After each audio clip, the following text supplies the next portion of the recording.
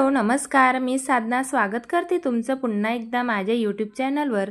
तर आज मी तुमच्यासोबत प्रत्येकच गृहिणीला उपयोगी पडतील अशा मी काही ग्रूमिंग टिप्स आणि प्रेझेंटेबल राहण्यासाठी 10 टिप्स मी तुमच्यासोबत शेअर करणार आहे। ज्यांना मेकअप करायला नाही आवडत त्यांच्यासाठी खूपच जास्त महत्त्वाचे या टिप्स राहणार आहेत। त्यासाठी व्हिडिओ शेवटपर्यंत नक्की बघा।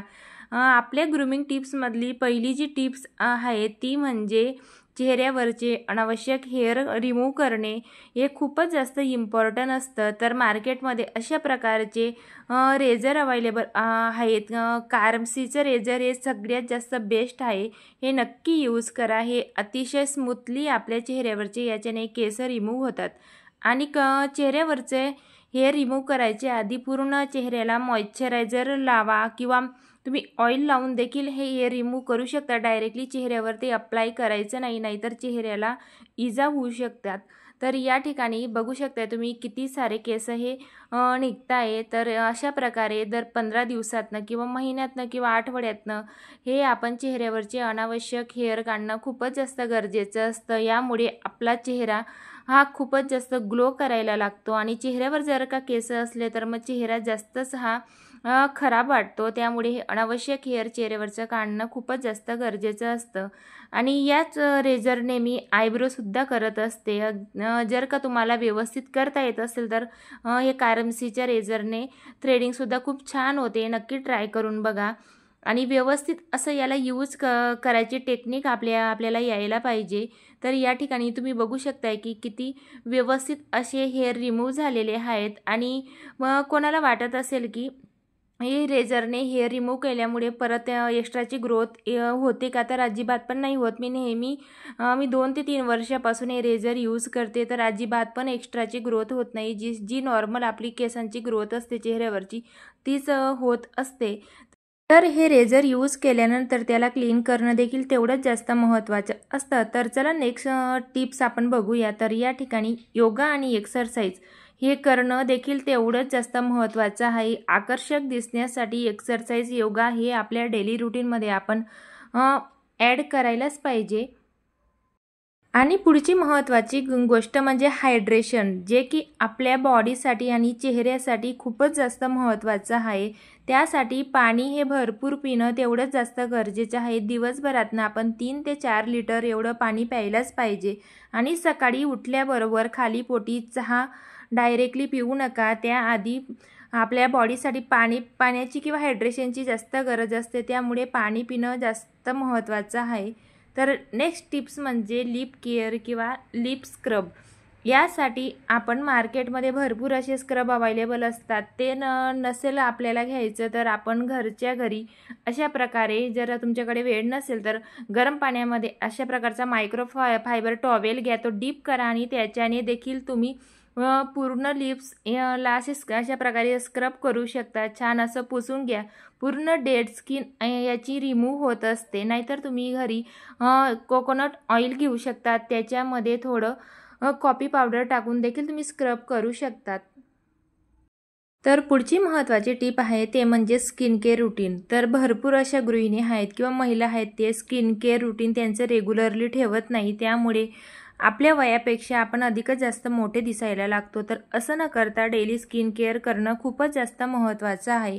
त्यासाठी तुम्ही कुठल्याही चांगल्या कंपनीचा माइल्ड असा फेसवॉश घ्या, जो तुमच्या स्किनवर हार्मफुल राहणार नाही। अशा प्रकारचा खूप छान असे सेटाफिलचे म्हणजे क्लिन्झर आहेत किंवा क्लीन अँड क्लिअरचं देखील क्लिन्झर खूप छान आहे। जर तुमच्या बजेट असेल तर तुम्ही सेटाफिलचा फेसवॉश घेऊ शकतात किंवा क्लीन अँड क्लिअरचा फेसवॉश देखील अगदी रिजनेबल प्राईसमध्ये आपल्याला मिळतो। तर चेहऱ्याला क्लिनिंग करणं देखील खूपच जास्त महत्त्वाचं असतं।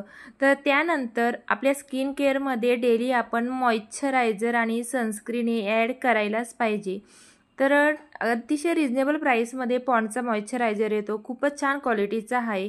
तर ऑइली स्किन असेल तर जेल बेसमध्ये मॉइश्चरायझर लावा किंवा तुमची ड्राय स्किन असेल तर तुम्ही क्रीम बेसमध्ये मॉइश्चरायझर लावू शकतात। आणि डेली सनस्क्रीन लावणं खूपच जास्त गरजेचं आहे। जरी तुम्ही घरात जरी राहत असणार तरी डेली सनस्क्रीन नक्की लावा। सनस्क्रीन अजिबात देखील स्किप करू नका। यामुळे तुमच्या चेहऱ्यावरचे एक्स्ट्राचे जे प्रॉब्लेम आहेत ते सगळे दूर व्हायला मदत होते. आणि नेक्स्ट टिप म्हणजे परफ्यूम. तर घरात जरी राहिलो तरी डेली असं परफ्यूम लावत जा, जेणेकरून आपल्याला स्वतःलाच ते खूपच असं फ्रेश वाटत असतं. तर नक्की ही टिप देखील तुम्ही फॉलो करा. तर पुढची महत्त्वाची गोष्ट म्हणजे ग्रूमिंग किंवा पर्सनल हायजिनिंग, जे की करणं प्रत्येक स्त्रीला खूपच जास्त गरजेचं असतं. आपण प्रत्येक वेळा पार्लरमध्ये वॅक्सिंगसाठी जाऊ नाही शकत, प्रत्येकाकडे एवढा वेळही नसतो. त्यामुळे आपण अशा प्रकारचे रेझर मार्केटमध्ये अवेलेबल असतात किंवा ऑनलाईन अगदी स्वस्तात मिळतात, ते आपण यूज करू शकतो. अंडरआर्मसाठी किंवा हातापायांच्या वॅक्ससाठी अगदी हे इझी पडतात.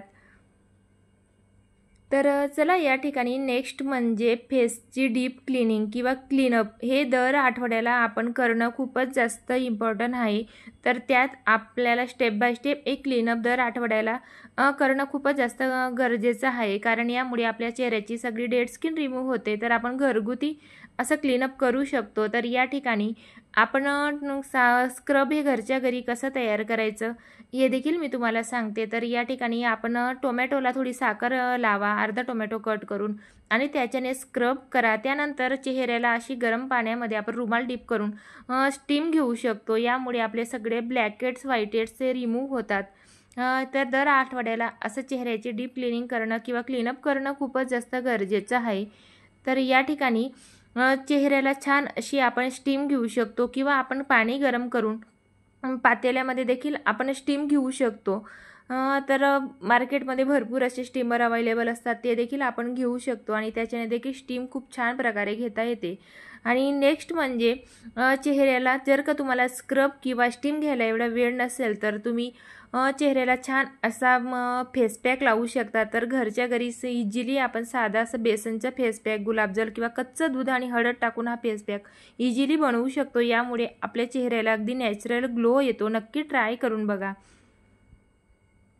तर या ठिकाणी पुढची महत्त्वाची टिप म्हणजे डेली वेअर आउटफिट. तर आपण घरामध्ये जरी असलो तरी आपण कुठले कपडे वेअर करतो हे देखील खूप जास्त महत्त्वाचं आहे.